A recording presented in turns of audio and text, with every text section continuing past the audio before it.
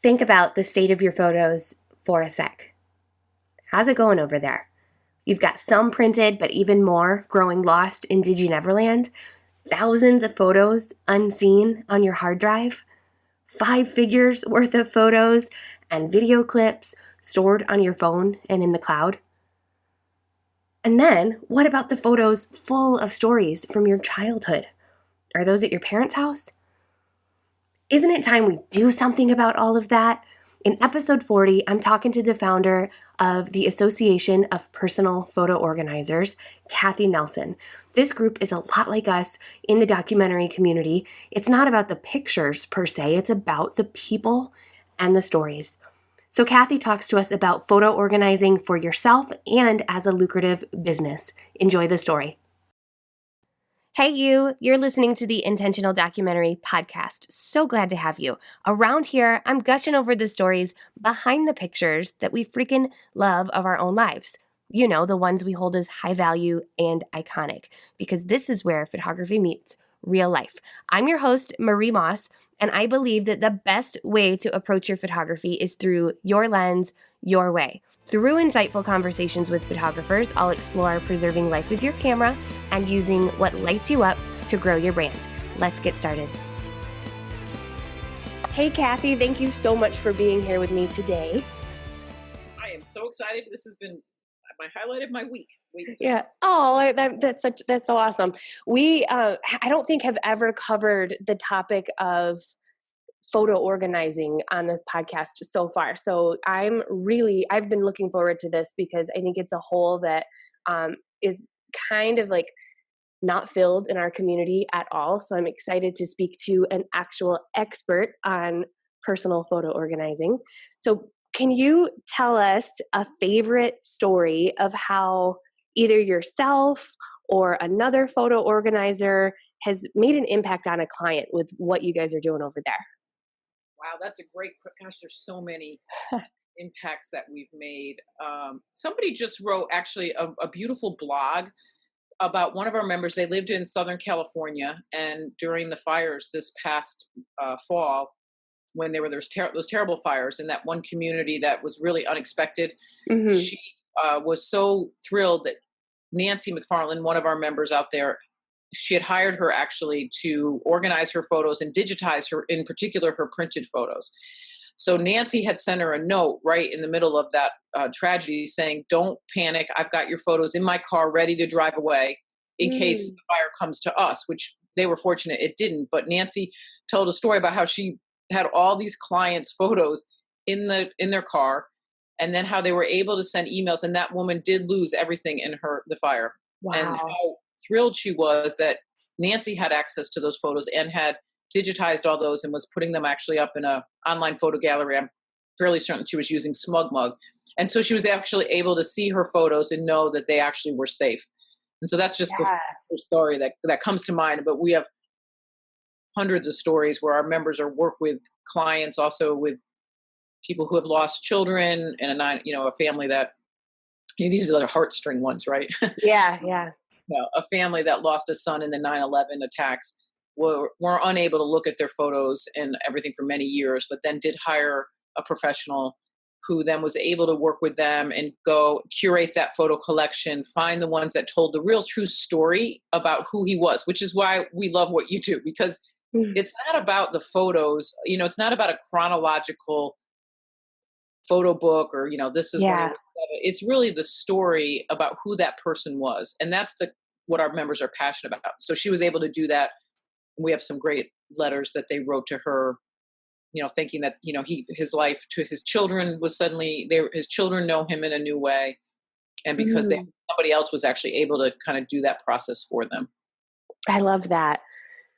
So when I hear personal photo organizing, and this is probably just me being in this bucket of you don't know what you don't know kind of a thing, I think about like how at least in my digital space, I have folders for each year and each month, and then inside of that it says edited or unedited, and then at the end of the year I have one folder that says like the best of the year, that are the photos that really speak to me.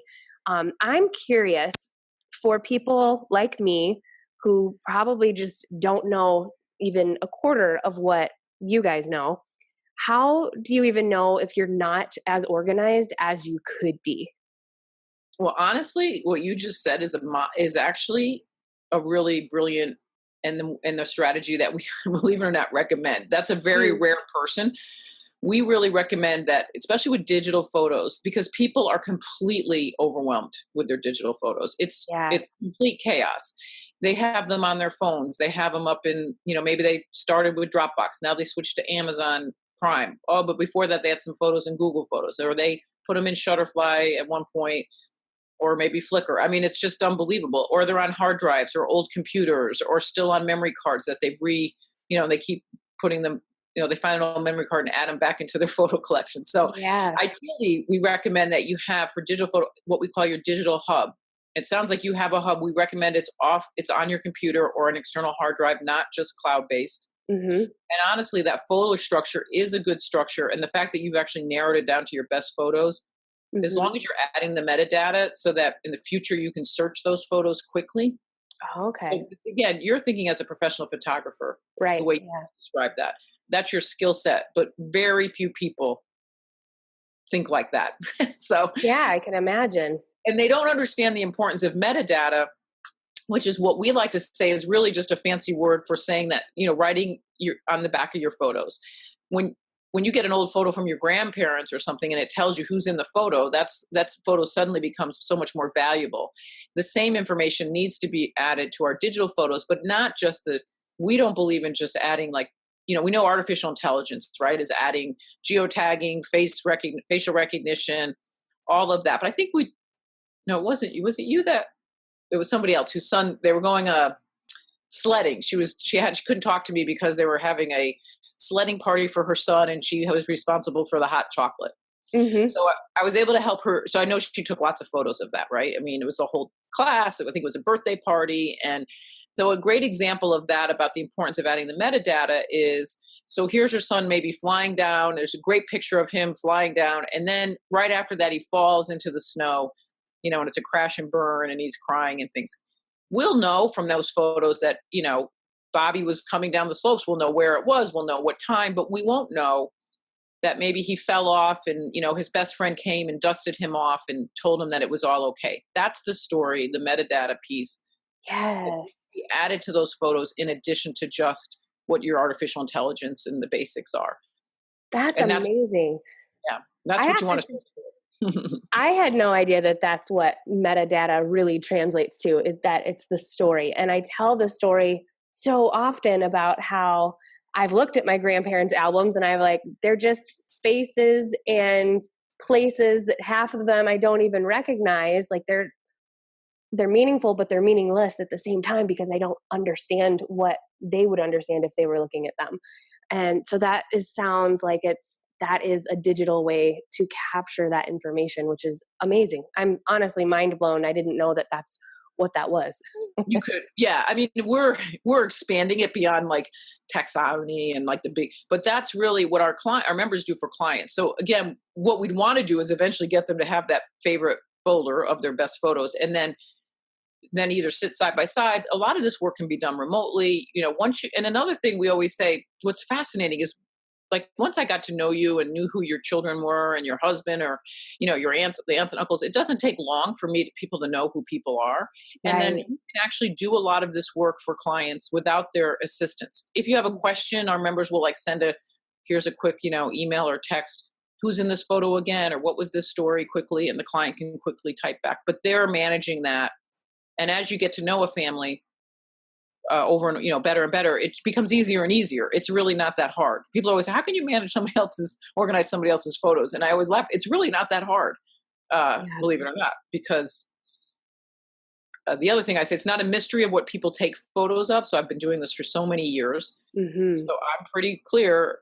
I think let me ask you, like, what do you think that the photos that people care about? What do you think they're photos of? Man, it's them looking at the people that they love and actually like seeing them inside of it, details about them that just light up their heart, and it's their experiences. Right, it's experiences, right? And those are Mhm. vacations, birthdays, celebrations, right? people take, we're so much more alike than we're different. I think if the world could all look at each other's best favorite family photos, a lot of this sense of, us against them would dissipate pretty quickly, Hmm. because, families care about each other, and they love that, the Halloween photo maybe, or the first day of school, or, the bathtub, the siblings all together in the bathtub. I mean, there's Yes. so many classic photos like that that every family has. Yeah. Yeah. Whether you're a professional photographer or not, you got that photo. Everybody does. So how does a personal photo organizer process, like how does their process typically work? They get a client, what kind of tasks are involved, and what is typically the end goal? Or maybe there's multiple goals depending on the client. Yeah, it's true.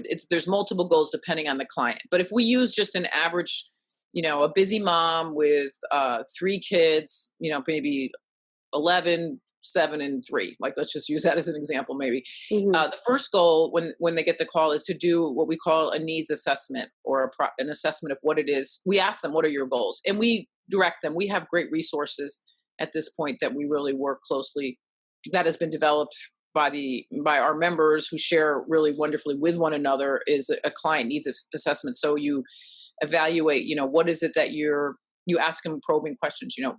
If you could wave a magic wand over all your photos, and at the end of this project, what does that look like for you?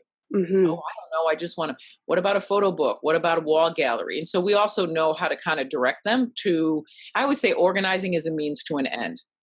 Yeah. Very few people just want their photos organized. What they really want is the peace and security of knowing that their family stories are available to them to look at and share today and into the future. I mean, Yes. that is what people care about. So we kind of paint that vision picture for them, Okay. And then and help them. and then break it down into manageable steps, because they're overwhelmed. And so we, a lot of hand holding, say, this is not, it's going to take a while. It doesn't have to be done overnight. Um, the other thing is, people contact us for different reasons. So many times, usually there's we call it a trigger event. There's a life event or something that happens that triggers a need for this. A new baby's being born, a child's graduating from high school, there's a 50th wedding anniversary, somebody's turning 40 or 50, somebody passes away, a new family member is diagnosed with Alzheimer's. Usually people suddenly look around and think, oh gosh, I really want to create that video montage or a photo book, but my photos are a mess. And they find somebody at that point Okay. as well. Yeah, that makes total sense. Now, in your community, you have of professional organizers, you have professional photographers in there too who are also integrating this as a service into their photography business, right? Yeah, growing more and more, because it's such a natural fit. But the Yeah. professional photographer, because you're creative, and actually most of us are creative types as well. Many of our members, I go to the National Association of Professional Organizing Conference, or like Marie Kondo, like that just Okay. blows my Yeah. mind personally. I Yeah. mean, like, I just don't. I get it, but I don't. That's not my, like. I don't wake up in the middle of the night thinking I want to like organize my closet or anything. Yeah, right. I love photos and stories. I always have. Yeah. I always wanted to be my first career, I wanted to be a document, somebody who wrote and produced documentaries. But, so again, I just lost my train of thought. Oh, our professional photographers. So yes, many are joining and finding great success because they're already interacting with these clients. So the message we help them see too is, you're photographing your clients you're doing the beautiful photos, the ones that really do need to go into the future, but they're taking a lot of their own photos as well. And if you're not asking them, hey, how do you feel about your own photo collection? You're missing a huge opportunity. There's like a ton of money on the table that you're not accessing, because you're not asking the right questions. Yeah. Just how can you actually be their storyteller for all of their photos? Yeah. Ideally, we know you care about the photos that you're taking, that are the beautiful ones, that are well lit, and everything that they can't do because they're not using a camera and they're using their iPhones. But at the same time, they care about those other candid photos, and they Hmm. can be merged together. Yeah. I agree. I actually, in my last photo book that I made for myself, I mixed like some of my iPhone photos and then some of the ones that I took with my big girl camera. And I've seen there's a photographer named Danielle, and for those of you listening, I'll try to link to it in the show notes, who just photographed a birth, and she missed the birth, and the family recorded it. And so she made this like video that was a mix of her professional work from when she arrived and their stuff. And I think there can be such a beautiful blend between the two, really. And you're meeting the needs of your clients where they are, and that's what, Yeah. right. And then you don't have to look for new clients quite as aggressively all the time, because if you have a client that then you continue to do their work for them, then they also, every client has a, all right, so if you're working with young moms, so but their parents, the grandparents, have guaranteed all their baby photos they are analog photos, they're prints. And if they Yeah. haven't digitized them yet, there's a huge need to have that photo collection scanned and digitized. And we really recommend the idea of outsourcing. Do what you love and outsource the rest. So our members coordinate quite a bit with each other. I don't really want to get into the scanning business, but I said, so I have, Nancy's husband, he does all the scanning of slides and negatives. And so we give a percentage, we do a discount, and we work together closely. Home movies, everybody has old VCR tapes, those little camcorder video, those things are all rotting. They need to be digitized Yeah. into the future.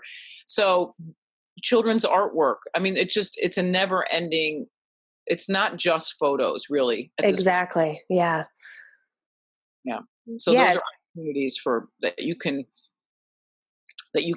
talk to your client about. Hey, what do your parents, did they pull out the baby photos of you when you were little before you had this baby? Yeah. Well, have your parents digitized their photo collection? Oh gosh, no, they're in boxes everywhere. Well, I can help with that. Mm-hmm. Yeah.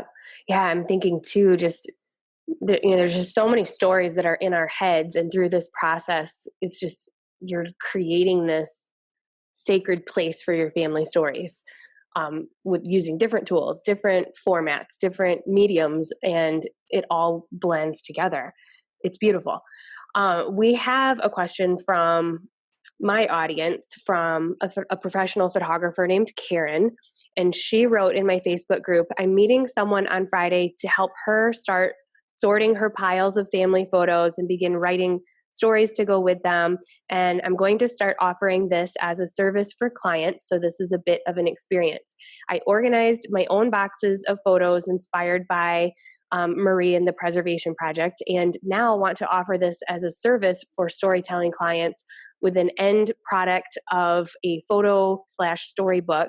I contacted a friend of a friend of a friend when she made a comment on Facebook about not knowing where to start with recording her family history. I told her with all confidence that I could help. I intend to follow the APPO course. I'll be honest, this is a first and want this quote unquote job as a test case. So I have two questions for Cathi. One is, what are your thoughts on charging this potential client? I was thinking of offering it all for free, but hoping I can put a book together for her at the end. I'd also like to get any organizing supplies for her. I'm not sure what that last part means, but any insight for her? Yeah. So that's a really big question. And we wrestle with this all the time. Free is, there's less value in free. So I understand her desire to do this for free, and I'm not opposed to that. So if she's going to do it for free, she needs to document carefully the process, because there is a workflow and you want to really create a really powerful workflow. Obviously she will upcharge. I think the end product, she should charge, the album, if she's like she would as a professional photographer, maybe with the client, knowing that ahead of time, so that she's not, because it's going to take a tremendous amount of her time. I don't think it's a bad idea though to charge her client half of what she would normally charge. Okay. So that's the biggest dilemma for people. Like, how do I know how much to charge? I tell people to research what the average hourly rate for a service is in your community. In the US, it's going to average anywhere from probably a low of $35-40 to a high of $150. So what does a bookkeeper charge? What does a massage therapist charge? What does I hate to say dog walker, but what is if a professional photographer is using an hourly rate? A professional organizer. And you're going to find it actually doesn't vary much, because the market has kind of already established a price that the market bears. Then we recommend that our members, using that as their base, then build package like a half day or a 10-hour package. So just say if it's $50 and she estimates this job is going to take 10 hours, then $500 would be a fair estimate. And so she might say, you know, I'm willing to do this for 50% normally than what I normally charge. So that's an Okay. option, because you don't want to get resentful of doing all this work and not Yeah. getting compensated for it. As far as the products, we do have a great relationship with a company called Archival Method. So we have our members. One of the benefits to membership with our community is I negotiate good price discounts that are, so you get to purchase products at wholesale. So for instance, Archival Methods gives our members anywhere from 40 to 60% wholesale. The client Awesome. never sees that wholesale price, right? If they went online, they pay retail. But so there's lots of opportunities, you know, to build profit into your business through product sales Okay. as well. Yeah. And then her next question is, apart from promising her complete confidentiality, is there anything I must do or avoid on a first assessment visit? I would avoid telling her how long she thinks it's going to take, Mm. because they always find more photos, or you know, there's the project plan always changes.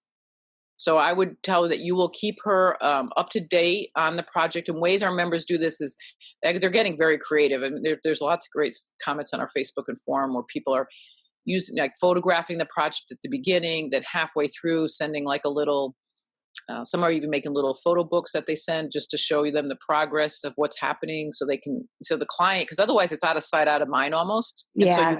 kind of keep them engaged in the process. So I recommend that she not promise that she knows how long it's going to take, so Okay. that nobody's disappointed, so that there's realistic expectations going into the project, especially as a Yeah. new person, because she doesn't know. She's never Yeah. done Yeah. That's such a great point, because I mean, you want to make people happy. And so I can see how people can get really excited and look at what they've got so far and think, I can knock this out in 2 weeks. And then it. for whatever reason, you're not able to. And then you have You want to happy under promise, clients. under Yeah. promise and over deliver. Yeah. And then the delivery is a big part of what our members are also doing more and more. So let's just say she takes, boxes of photos, and those are digitized. They should be at, the right DPI. And, I don't know if she's doing that she returns them, kind of like a little mini booklet of this. A lot of our members will return back to their clients, their photos organized, and they use, different photo book companies to create like a book that goes with their photo collection. So if you walked in and picked up this little booklet, you'd know that in this box are the photos from this generation to this generation, and this box B is labeled, and in this box is this. So it's kind of an inventory with some photos, and it looks really professional. It doesn't cost a lot to do that, but again, you're delivering back to the client a real wow factor. The photo book, as professional photographers, some of this, I'm sure, that you said, you give the photo book back to them in a beautiful box. If you're going to digitize their movie collection, you give it back to them, and you give them popcorn, like, here's a couple boxes of popcorn for movie night with your family, and some chocolate, Yeah. put it in a really fun bag, and you puff it up. Yes. That's so fun and unexpected, I'm sure. Yeah. So okay, I'm thinking that I have probably some people listening who are like, I can do this, but I just need to figure it out and get myself like my own workflow. So I'm curious, can you tell us some more? I know you mentioned discounts and there's the community, but why be a part of your association of personal photo Yeah. organizers? We're actually, I keep well, saying we're going to professional and personal, and it's going to go to, we realized it's funny. As we've grown now, we're almost 9 years old with over 700 members, US, Canada, Australia, people earning six figures. We're going to rebrand more back to professional. I called it personal when I started this, because I said photos are personal and meaningful, but more and more businesses are hiring our members. I just had a big company out of San Francisco ask me for a reference on one of our members. They're looking to have all their digital assets and photos curated and organized, and they're hiring one of our members. And that's a big company, and they're going to spend a lot of money. So we know that we're moving more and more into it. Our members are actually real professionals, and you have to stay up to speed with the changing technology. So what are the benefits to membership? Number one, changing technology. We have experts in our community. One of our members who answers all our questions, he works for Adobe. He's actually an Adobe Lightroom developer. He's been a member, worked for Adobe for 20 years. he now has his own on the side photo organizing business because that's what he's passionate about. Is actually, the organization again with the means to an end of giving people back their collection so that they can access it. And so like somebody like Adam, and we have, people like that that are really stepping up and raising the level of professionalism, and they're going to answer questions when you get stuck. Yeah. Oh my gosh, this person has a Google phone. It goes on and on. But training is the cornerstone of who we are and what we do. So we have every month we do a free webinar. All those are archived in our library. We do an open mic Monday every other Monday where we have live call-ins. We do an annual conference, which I think we've talked about, which is coming up in March, where we have training. So the value is then we also have certification so that you feel professional and that you are going forward presenting yourself well. And that our job is to make sure that how to do your job best. Yeah. Okay. I love that. And they're really fun people. So I always say, people don't become photo organizers if they don't love people and stories. So we're not competitive. We believe in an abundance mentality. There's way more clients than there will ever be photo organizers at this point. We're a young industry. So you're not, there's nobody nervous if you live right next door even. Because everybody has different skill sets. So it's not like the professional photographer. There's just not enough of us yet. I mean, we're years and years from that problem. Yeah. I mean, I've been using my camera professionally since 2012, and I just heard about your company in the fall. So I could imagine it's still this, like you said, this young thing.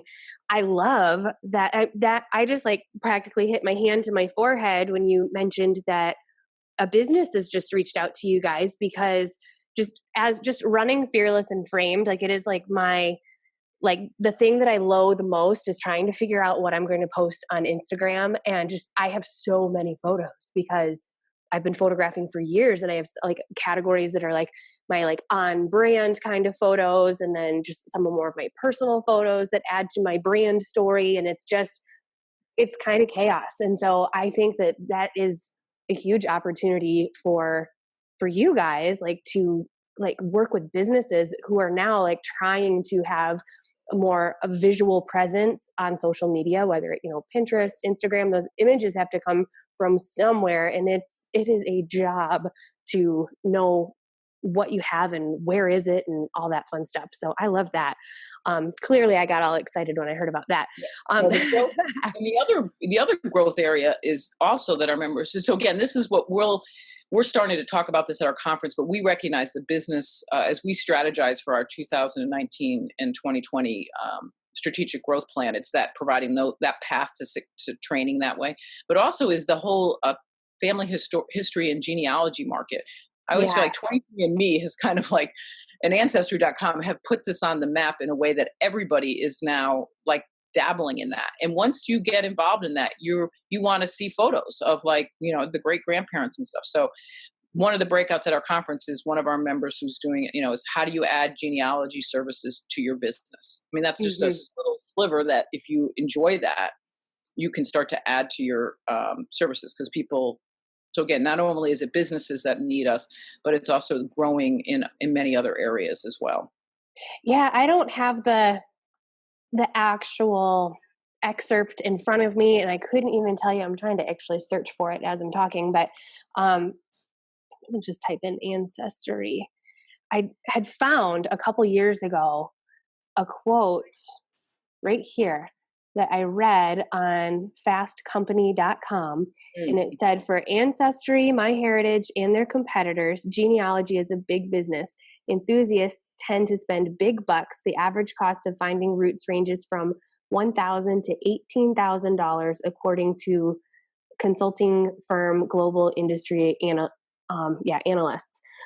Point being, I was just like blown away when I heard those numbers and thinking about all the things that we could be doing now to document our family history. So that way our future generations don't have to go down all these like rabbit holes of searching for history, and they get to enjoy their stories up front. And it's getting harder. It's crazy. The digital piece, because the average consumer has never organized or done they just keep adding to that digital overload. And that's And they know now. It's when I first started this, people would scratch their head and say, "Somebody, you can pay somebody would pay you for that." Oh no, now you can just like, anybody listening, if you really want to wonder, can you make a living or can you make money at this? Just throw it out on your Facebook page. Say, "Hey, I'm thinking of investing in training to learn how to be a professional photo organizer. Do you need help?" See what kind of response you get. I would imagine 90, your Facebook page is going to light up with, "Oh my gosh, I need help. I need help." It's just incredible because everybody is stuck. Yeah. Yeah. And they know they're stuck. I mean, there's a rare person who says, you know, "Oh no, I got that all figured out." Highly unlikely. Yeah. I agree. It's one of those things that we keep saying we want to get to, but then it just goes to the bottom of the to-do list month after month.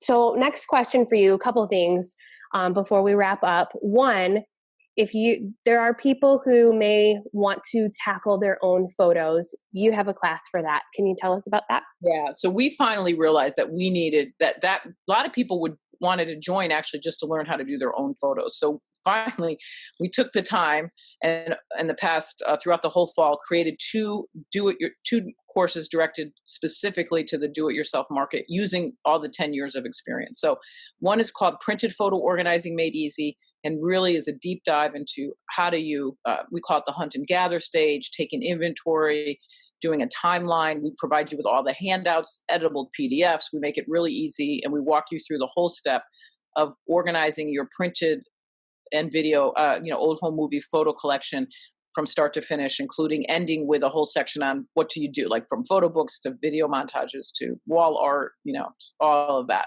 And then we also have lots of product discounts from our sponsoring companies. The second course is called Digital Photo Organizing Made Easy. And that one is really geared, and actually we have a professional photographer, Miss Casey is her, Casey, AKA Miss Freddie out of Denver. We incorporated part of her course into that, which is about the difference between cloud backup and cloud storage. But that really does the same thing with your digital photos. And then you can purchase them either separately or as a bundle. And if you purchase them at the bundle, it's $119. You save $29. And then we have a private Facebook group where people are coming in and asking questions, and we go in and answer their questions. So they get stuck or they wonder, so it's everything like how we recommend the dedupe software. We recommend everything, show you how to use it, how to find your photos. If you don't know where they are on your computer, we teach you how to find them and all of that. Yeah, I'm really excited to dive into that. And that leads me to the next thing I want you to tell everyone about, which is your conference that's coming up. Yeah. So, and then just on the Photo Organizing Academy, that's the domain name for the courses. So it's the Photo Organizers Academy. It's not on our actual website. Our conference is our 7th conference at a beautiful, the Timaya Inn and Spa Resort in New Mexico, just outside of Albuquerque. It's the last weekend in March. And it is really for everybody. A lot of people think you have to be a professional photo organizer, but we welcome everybody. And so it's a great place to come and put your toe in the water and decide if this is something for you.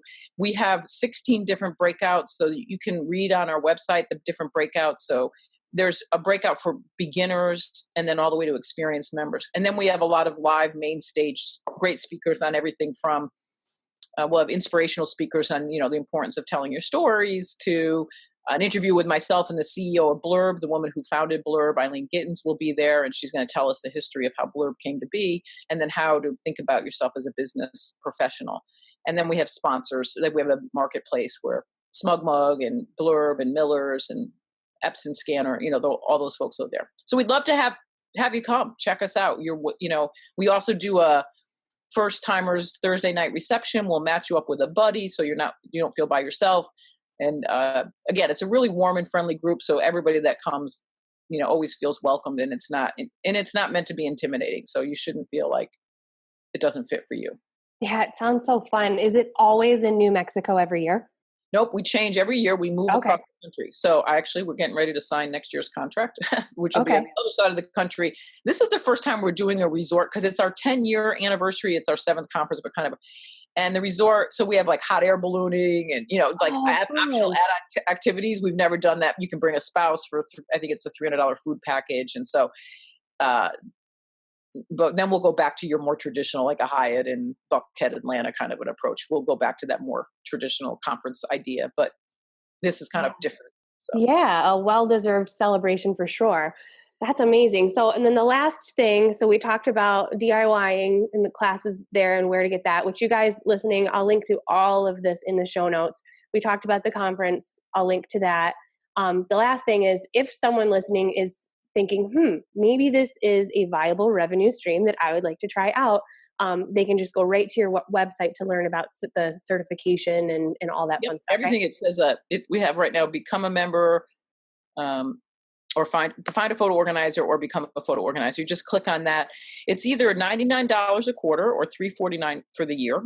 Okay. The quarter is it's 3 months, and you can kind of people like to put their toe in the water and check it out. It's not a big investment. You're immediately welcome into the community. When you join, you get a username and password. One thing that's been on our long-term to-do list, which is we're getting finally, is actually a little video that shows you what's on the back end of the website. But just trust me, you see the front end, but on the back end is where we have all those resources, the forums, the recorded training and handouts, and even a needs analysis. We've created one for you. You download it. You're going to eventually want to brand it to your own business and change it to fit your style, but we give you something to get started with. So it's really like a business in a box kind of concept. That's really been our approach. So we'd love to welcome more members. Yes, this is amazing. This is really, truly exciting. And I think that a lot of our listeners, a lot of this is going to resonate with them because like my audience aren't just professional photographers. They are documentary family photographers. So people in stories and stories of real life, like this is their jam. So I have no doubt that you are going to receive some wonderful traffic after this podcast episode comes out. It's like two tribes that didn't know the others existed. Exactly. I mean, I love your concept because it's just, and that's another thought too, is again, I want people to think, if you think, oh, the last thing I want to do is do digital photo organizing, that's fine. You join and then you become friends with another person and you outsource. You guys, many of we have members who don't want to do photo books. So they outsource their photo book design work to the member who does. And so you don't have to, you can never do all of these things. Do what you love and then outsource the rest. But again, it's always tied back to everything that the same values you have.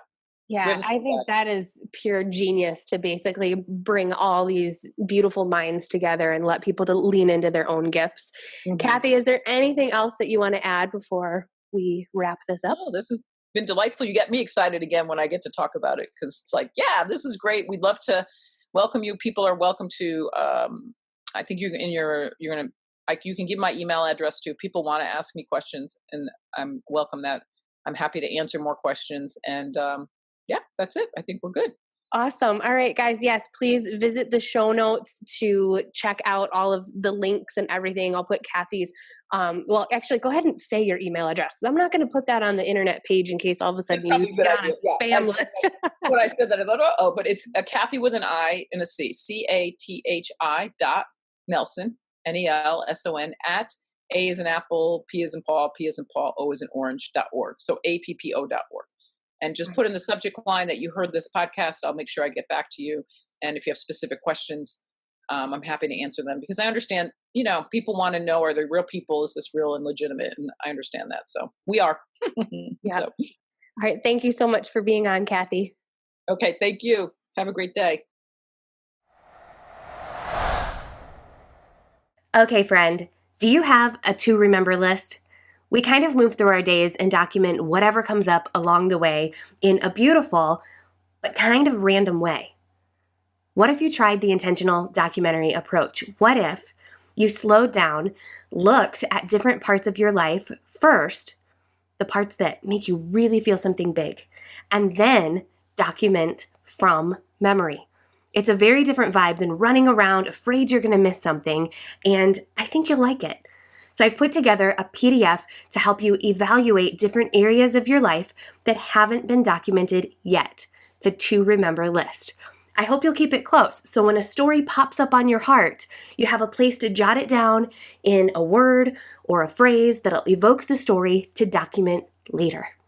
This practice helps elevate your awareness to things that deeply matter to you and cranks up your ability to anticipate your next opportunity to document it. So visit fearlessandframed.com/remember to get the free To Remember List PDF. Once again, that's fearlessandframed.com/remember.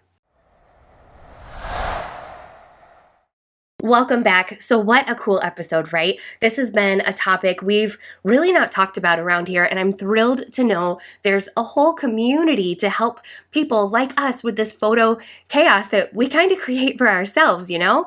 So here's my homework for you this week. Slow down and look at the state of all your preservation pieces and ask yourself, what's one thing I can do next to make sure my stories, aka pictures, videos, etc., are serving me and the ones I love. But thinking about it doesn't do anything. You gotta do the thing next. And go check out the Association of Personal Photo Organizers for help and community. Thank you so much for listening. I'll talk to you next week. If you've got a sec, please leave a rating. Talk to you soon. Bye-bye.